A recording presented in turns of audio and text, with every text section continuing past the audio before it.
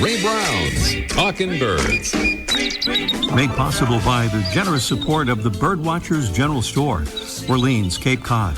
Birdwatchersgeneralstore.com. By Vortex Optics with the VIP warranty. Their unlimited lifetime promise to keep you and your optic covered. Learn more at vortexoptics.com. And Beautyo Books, an independent family-owned bookstore carrying one of the largest selections of birding books in the world. BeautyBooks.com. Good morning. Welcome to our show number 852. I want to say thank you to our friends from Manomet, a wonderful pioneering conservation and science organization here in Massachusetts, for hosting a fun bird walk that we tagged along on yesterday at a place called Winthrop Beach, just north of Boston, where we saw shorebirds and seabirds. And then in a quiet neighborhood nearby, got some great looks at a pair of Monk Parakeets. Special thanks to trip leaders Sohail Zenda and Shiloh Schulte and Lisa Shibley. And we have a very special guest in our studio. I just noticed this morning. I heard someone clearing his throat, and I thought, my goodness. David Clapp is here with us, our first guest since the beginning of the pandemic, in-studio guest, that is. Muffled voice. Yeah, he knows the mic technique very well there. Well, David served for, if I get this right, 3 decades as a Mass Audubon sanctuary director, at one point of 2 sanctuaries at once, actually for a long time, I think 25 years. He spent several years as an international bird tour leader with Smithsonian Journeys. He's also spent a few hours in this studio as a guest on our show over the years, and we're thrilled to have him back with us again. Good morning, David. Good morning. Those hours in this studio are the highlight of my life. Really? Absolutely. Wow. Did we get that on tape? All right. Well, David, before we get some of your insights about the magic and mysteries of fall migration, or migration in general, I think you have a thought or two about those Monk Parakeets that we saw. I do. You know, Monk Parakeets, Massachusetts parakeet, parrot, they just don't go together. You hardly ever hear those words in the same sentence. Monk Parakeets are an Argentinian open grassland kind of nuisance bird, really. They eat crops and that sort of stuff. We had a parakeet called the Carolina parakeet on the East Coast south of us. Extinct now. Killed off because it ate crops and fruits. The same kind of thing with the Monk Parakeet. They don't like it in the South. It's a nuisance, and it's a cute little parakeet, and makes a decent pet bird apparently, because Chicago, New York for a while, San Francisco, all the Texas coast and Florida, there are colonies now of Monk Parakeets. How they get up here, whether they get released by somebody in the urban areas and they've sort of forced their way in, I don't know. But they're over the past 30, 35 years, there are scattered reports of Monk Parakeets in Massachusetts. There was a nesting pair or 2 or 3 pairs down near Somerset, which Rhode Island borders somewhere down there. And once they start to nest, they make these huge stick nests. They're kind of, they're not as big as a trash barrel, but they're like a skinny trash barrel. Yeah. And they're all sticks. They're heavy. They can cause fires on transistors, transformers, and so the electric company tends to get rid of them. Yeah. So. And we did see with one of those nests, I guess not full size yet, as you were describing how big they get. And these birds are all over the country, many cities around the country, and in Canada as well. Yeah, well, they made the movie about the birds of San Francisco, the parrots of San Francisco, whatever that was called. Many of those were Monk Parakeets. They're very hardy. Parakeets are surprisingly hardy. There's a lot of them that live at high elevation. Hummingbirds, too, live at high elevation. But parrots and parakeets are they can crunch through most anything. They've got strong bills. They find food. They're okay. Well, we're in fall migration season, David, right now, and I know you were a follower of migration and a student of it too. And we talked off the air about all the variations in migration. Birds going at different times of year, of course, and some leaving early, some later, and some not at the same time every year. Right. There's some sort of general predictions you can make. The bug eaters will leave when it gets cold and the bugs die off. The seed eaters will linger because seeds fall to the ground and you can find seeds for a long time. But it's not always so cut and dry. Purple martins, which are not a common nesting bird here in the Northeast, they're much more common in the central and southern parts of the U.S., all the way to the West Coast. They migrate away from us very, very early. They're gone often in July. And we get our first sandpipers and shorebirds passing through in July. And these birds are on their way south. It could have to do with food. It could have to do with establishing territories in the place they want to be for 6 or 7 or 8 months. And so they want to get there on time to elbow their way into the best habitat down in the Amazon or someplace.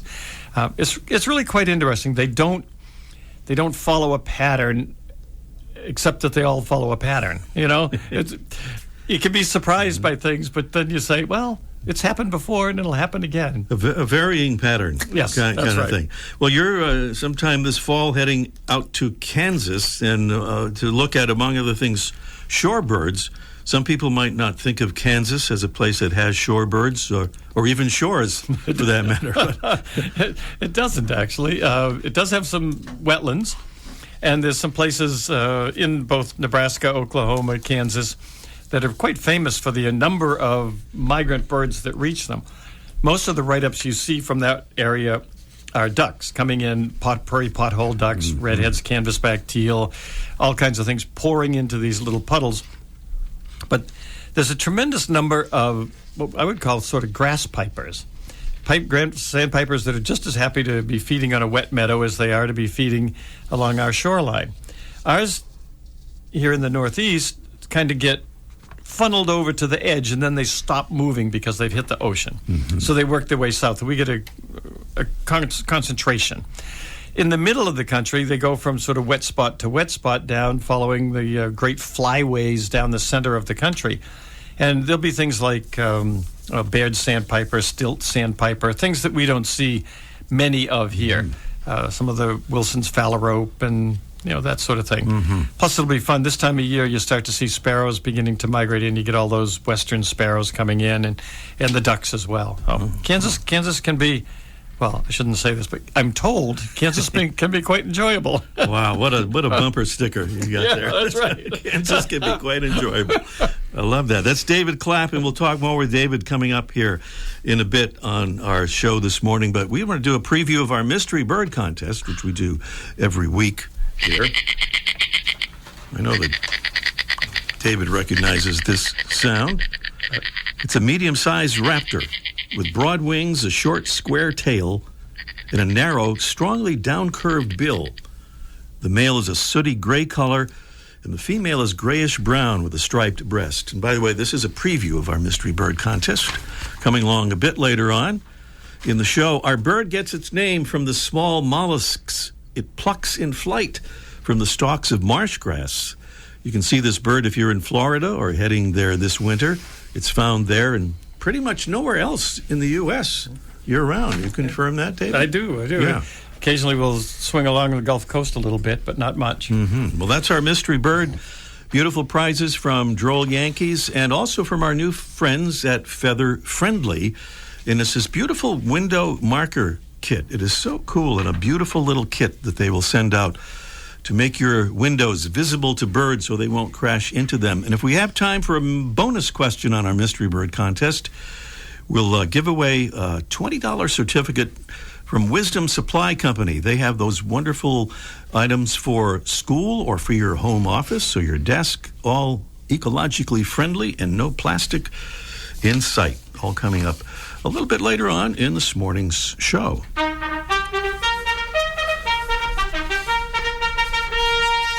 And this is our salute to some of the royalty of our Talkin' Birds listener family, our Talkin' Birds ambassadors who help us get the word out about the show and about birds and conservation, which is the word that we're trying to get out here. So I want to say thank you to Byron B. from Canton, Ohio. And David, you'll love this. Byron says he has birded on all 7 continents. Oh, that's wonderful. That is pretty amazing. Yeah, that's a lot of walking. That is a lot. He did some swimming, too, I think. But thank you so much, Byron.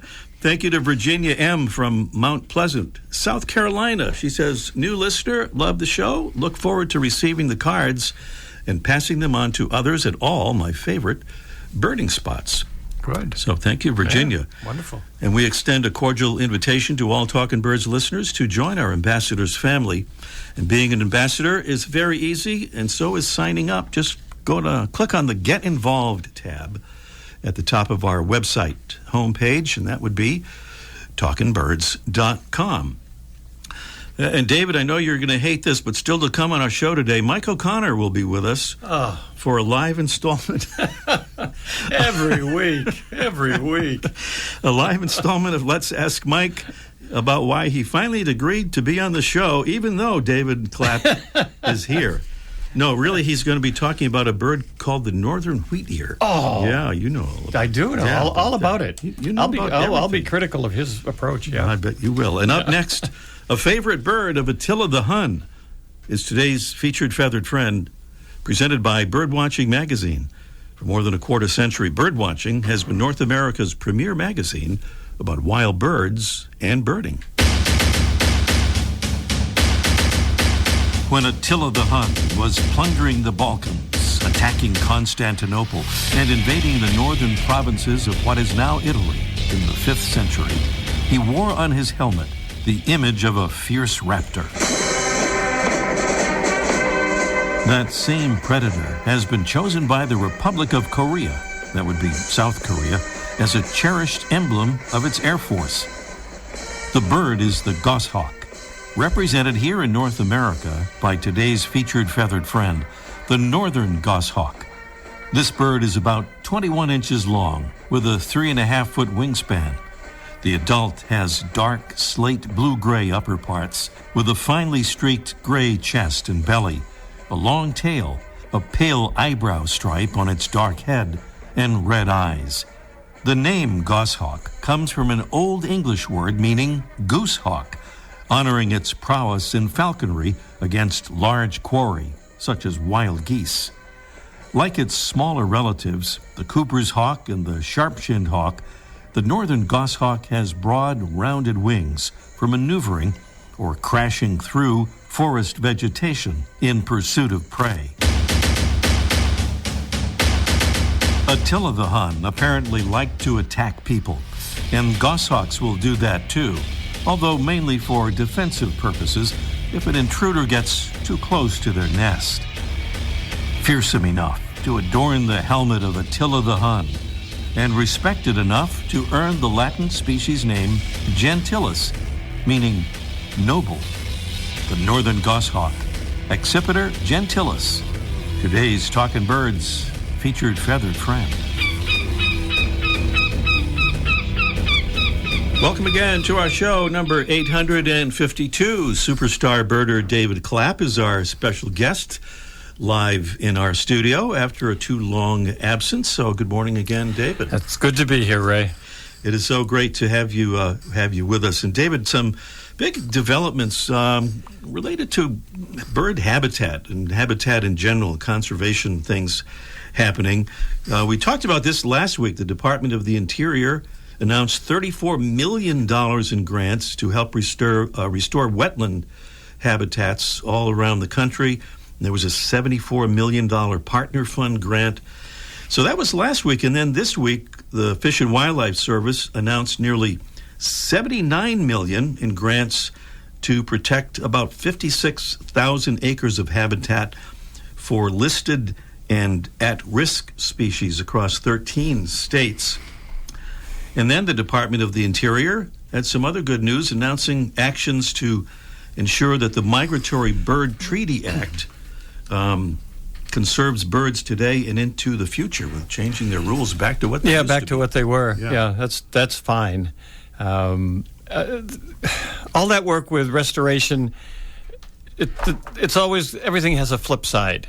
Mm-hmm. You can work to enhance habitat, create habitat, save habitat for specific needs, for creatures that need a specific habitat. But in the meantime, when you do that, you're disallowing it from evolving into a forest or a wet meadow or whatever whatever transition might be taking place. There's always a flip side to everything, and I don't know. if you're a blackback woodpecker in the north and you know that a fire, I'm not. Geez, yeah, that's true, isn't it? A fire is raging through your countryside. You might say to yourself, "Oh boy, in a couple of years, I'm going to have the best stuff to eat. All those beetles are going to be in the dead trees." If you're any other kind of bird, you're saying, "Oh, all my trees are being killed," and so. Everything is complex, Ray, I guess is all I'm going to say. Everything's a trade-off. Yeah, everything's a trade-off. I certainly have worked with endangered species, protected endangered species, created management stuff for protected species, and we have to do it. We just have to do it. But down the road, I see all kinds of problems with other competitions for water necessary to manage these lands, all kinds of... I hope we stay with it. I really hope we stay with it. And the reversion of the... Migratory Bird Act is welcome, very welcome. It's good to see. Well, speaking of problems, here's the other thing that the Fish and Wildlife Service has just said, officially declaring extinct 23 species of birds, fish, and plants, including 8 Hawaiian forest birds and the iconic ivory-billed woodpecker. Assumed extinct for a long time, but they're saying officially it is extinct.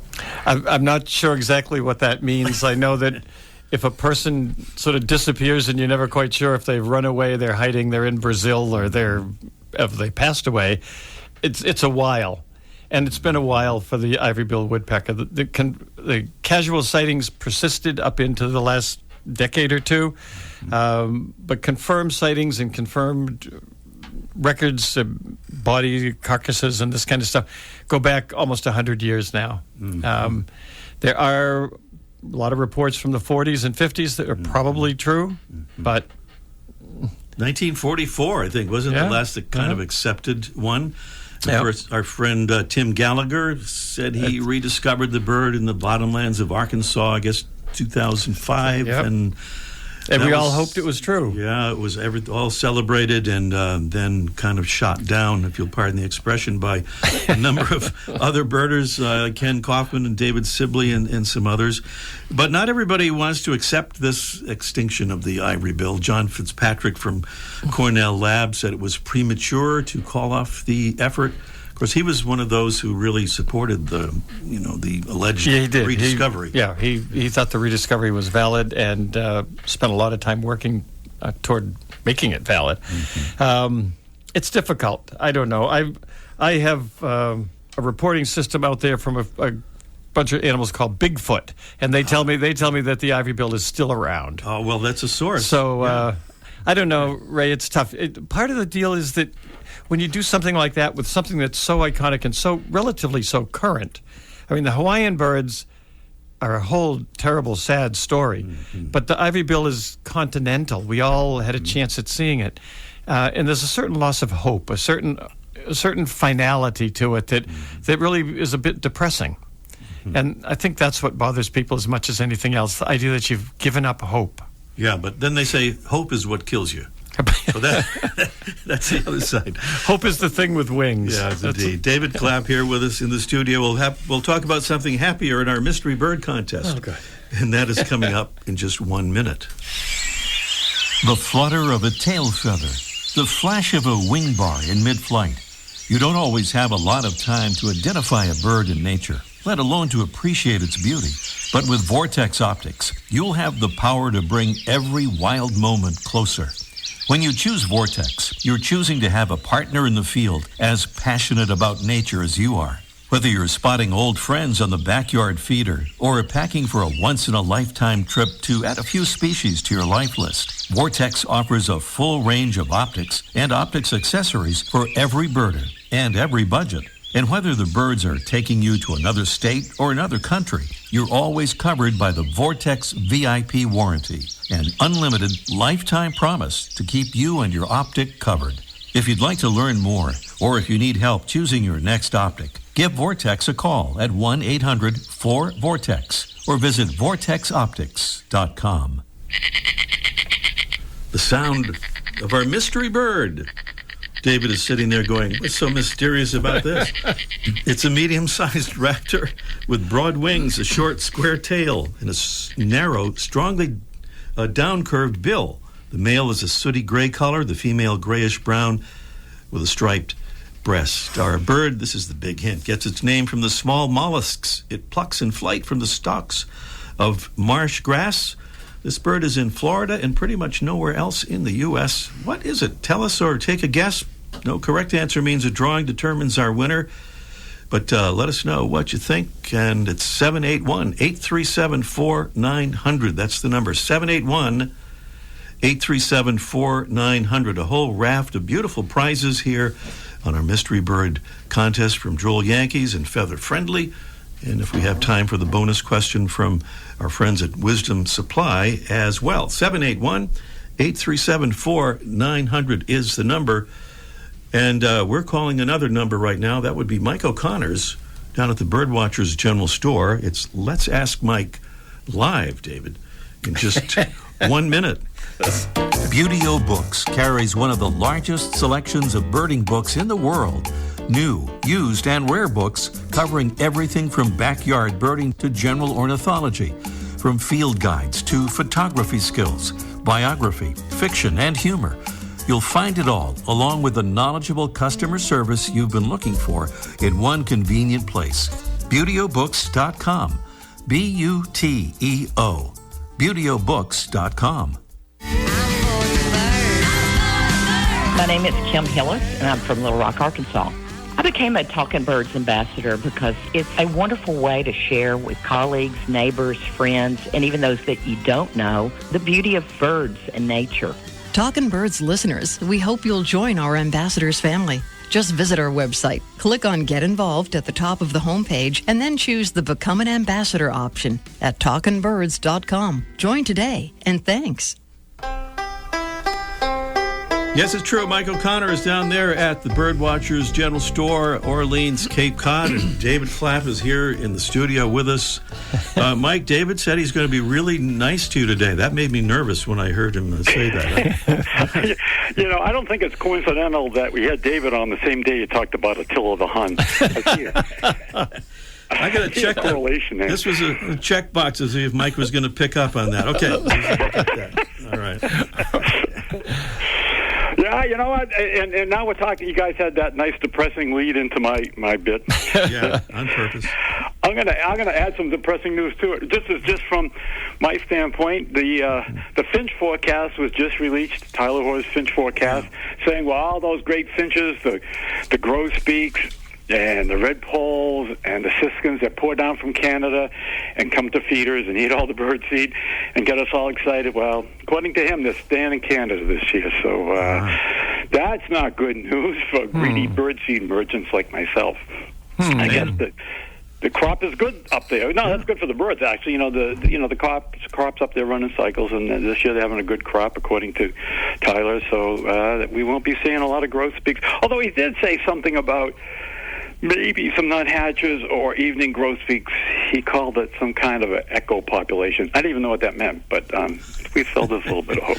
We had a friend in Chicago just the other day saying they had some red-breasted nuthatches there, so maybe that's a little sign too. Well, they're always a little, I mean, I saw one yesterday, but that doesn't mean last year. Holy smokes! Yeah, they were. They were waiting at the bus stop. They were at the coffee shop. They were everywhere last year. So this is different. You have another bird species you wanted to talk about. Oh, that's right, northern wheat ear. Northern wheat ear. Yeah, we talk. I think everybody kind of does the same thing. You sit at the same table at the dinner table. You sit in the same seat for TV, or you go on a trip and you always go to the same cottage, or you eat at the same restaurant, or go to the same ice cream shop.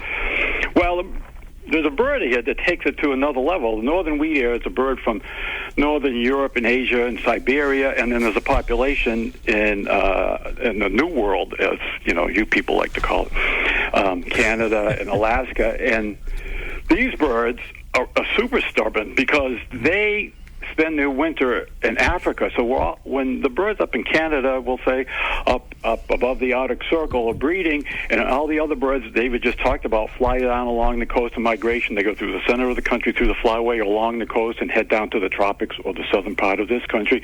They all have that same route. Well, the wheat ear, which is a little bird, not much bigger than a bluebird, actually smaller than a bluebird, not very colorful, has historic roots in Africa. So instead of following all his friends south, it flies across the Atlantic in the case of the Canadian population, maybe stops in Greenland, then goes to Europe, and then flies down, continues, goes over, we'll say, the Mediterranean, and then into Africa to spend the winter.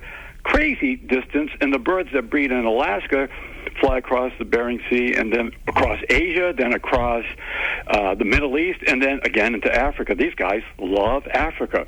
And so instead of taking the short, normal route like all the other birds, these guys fly great distances, and because of that, we don't get to see them here on the East Coast or other parts of the North America, except once in a while, one decides to get lost, usually a young bird. And one popped up the other day in the nearby town of Yarmouth. I got a call from Alex Berto, a great birder who used to work for me, but, I couldn't afford him. So he gave me a call. He had one in his yard. There's a good yard bird. This little kind of weed ear, and I ran down, and I got some good looks at him. And I think, David, tell us how you saw him, David. We happened onto the beach and popped over the dunes, but about 12 miles west of where Alex lives. So the thing was moving to the west. But let me just ask you quickly, if I can. Ray's given me the signal. Do you know why it's called wheat ear? It's not because yes, I do. It's not because it has. We can't say that on the air, though. Oh, we can't. Oh, I don't know. Oh, it's a. I can't. It's an abuse of the Icelandic phrase for white arse. Yes, exactly. Can we not say that? Yeah, I guess we can. Okay. Let me just mention that we did a little feature on the northern wheat ear. That was on our show number 716. Oh, I remember that. Yeah. February, wasn't on. Ahead of the game. February of 2019. For anybody who wants to look that up, show 107. Yeah. Well, Mike, I think we're out of time here. Yeah. Well, there you go. Yeah. I got to go read about it. No, Mike. It's time for everybody to clean their bird feeders, buy bird seed, and get set up for the winter. Oh, you're the best, David. Wow. Oh, it sounds like you guys have really made up. I don't even know who he is. See you next week, Mike. Okay, thanks, you guys. See you later. Right. We're back to the Mystery Bird Contest. I'm not sure you can hear that bird over the cacophony here, but there it is again.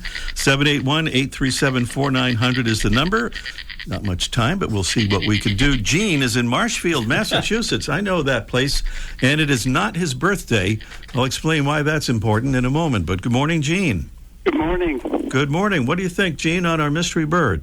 I think it's a snail kite. A snail kite is what Gene thinks it is. Okay. You know what? You are absolutely right. The reason I mentioned the thing about the birthdays because we had Saskia waiting on the line, and it is her birthday, so we didn't get to her, but Saskia, happy birthday. Yeah, from all of us here, including David. Not Mike, but the rest of us here for sure. So, Gene, you're absolutely correct. Snail kite is the right answer. Snail kite. Nice going. Yeah. Pomacia snails, which are actually about the size of a golf ball. They can be quite large. They have a very long hooked beak, like you said, to reach into the shell. And escargot. All right. Gene, stay on the line. We'll get your address, and we're out of time before we go. I would next be glad week to give the prize to the the birthday girl. Oh, can we arrange that, Jesse? He wants to give the prize to our birthday girl. I don't know if she's still on the line, but we'll see what we can do. That's a nice gesture, Gene. Thank you. Okay. David, we are just plumb out of time here. Thank you so much for being on the show with us. We still have a pleasure. Okay. Sorry, I got a little distracted there. Next week, our guest will be Purbita Saha, one of the founders of the Galbatross Project, which aims to increase public awareness about and scientific study of female birds. I was going to say Saskia is on the line if you want to talk to her real quick. Hi, Saskia. Happy birthday. Hi, Ray. Okay, we're out of time. See you next week. The bird show. I like that. I love that. Ray Brown's Talking Birds. Made possible by the generous support of the Birdwatchers General Store, Orleans, Cape Cod. Birdwatchersgeneralstore.com. By Vortex Optics. With the VIP warranty, their unlimited lifetime promise to keep you and your optic covered. Learn more at vortexoptics.com. And Beautio Books, an independent family-owned bookstore carrying one of the largest selections of birding books in the world. Beautiobooks.com.